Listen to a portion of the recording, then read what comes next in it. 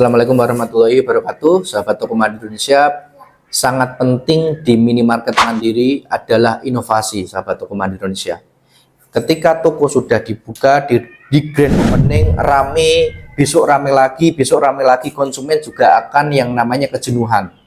Yang pertama. Yang kedua, ada potensi ketika itu toko rame, potensi, wah ternyata pasarnya bagus, kompetitor bisa masuk.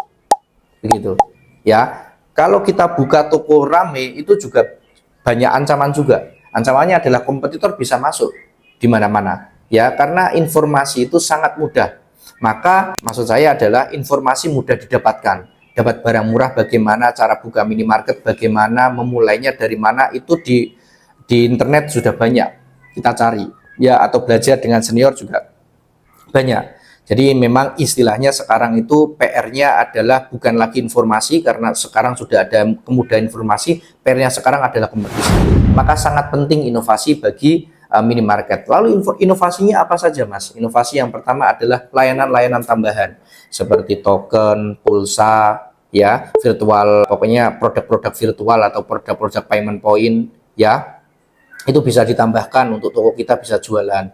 Yang kedua adalah layanan kirim antar paket, JNT, JNE, Ninja Express, atau Anda bisa bermitra begitu. Sekarang kan sudah bisa begitu. Yang ketiga adalah layanan-layanan yang ada, kayak misalkan di toko kami salah satunya adalah menerima layanan pembayaran air yang khusus di situ. Jadi ada air itu dikelola oleh warga, lalu toko kami menjadi vendornya dan adminnya cuma 2.500 saja, sehingga itu memudahkan masyarakat untuk membayar gitu ya. Yang keempat, misalkan memungkinkan layanan transfer ya, layanan transfer itu sangat memungkinkan juga. Di tempat kami juga ada toko yang melayani layanan transfer.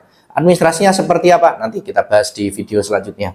Yang kelima adalah produk-produk yang tidak wajar atau yang tidak mesti ada di minimarket nasional atau minimarket pada umumnya, seperti bahan-bahan pupuk, bahan-bahan pertanian ya, atau kebutuhan-kebutuhan yang dibutuhkan rumah tangga, misalkan plastik, bahan-bahan kue, itu kan tidak diperjualbelikan di minimarket pada umumnya ya. Jadi apa yang dicari konsumen itu sediakan ya. Caranya bagaimana? Caranya begini ya. Kalau misalkan ini, contoh ini di salah satu kami itu di sebuah perumahan, dan di situ ada banyak komunitas UMKM atau marketplace lah ya, marketplace tapi di satu perumahan yang di situ bisa jualan kue-kue begitu. Nah, maka ini kami jadikan peluang, kami menjual bahan kue. Nah, terus caranya bagaimana, Mas, untuk mencari distributor bahan kue? Kan tidak semua kota ada. Betul, tidak semua kota ada, tetapi pasti ada satu toko bahan kue yang besar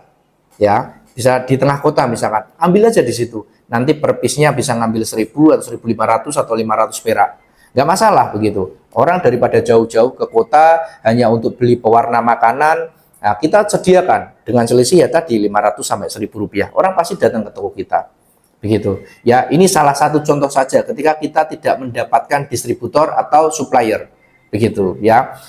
Ini kami lakukan. Kalau dulu awalnya kita bahan kue seperti itu, sekarang kita sudah punya distributor bahan kue. Bahan-bahan plastik kita juga melakukan seperti itu. Bahan-bahan abrak-abrak, perabot. Kami itu dulu malah perabot itu ngambil, jadi setiap hari Minggu itu ada mobil yang muter di perumahan, dia jualan perabot. Justru kami ngambil dari situ, kami ngomong apa adanya, bahwa Pak, ini nanti kami ngambil, kita kasih harga yang lebih hemat, nanti kami jualannya selisih 1.000 atau 2.000 dari produk yang jenengan jual. Dan alhamdulillah juga laku, karena mobil perabot itu kan jualannya paling hari Minggu, satu bulan paling 2 kali. Dan di tempat kami itu kan kita sediakan setiap hari, buka dari jam 7 sampai jam 11. Artinya potensi laku itu akan selalu ada. Begitu sahabat toko Mandi Indonesia. Maka pentingnya inovasi. Ketika grand opening rame, nah itu kita harus mempersiapkan inovasi-inovasi supaya bisa rame terus. Mudah-mudahan apa yang saya sampaikan ini bisa menjadi manfaat. Terima kasih. Assalamualaikum warahmatullahi wabarakatuh.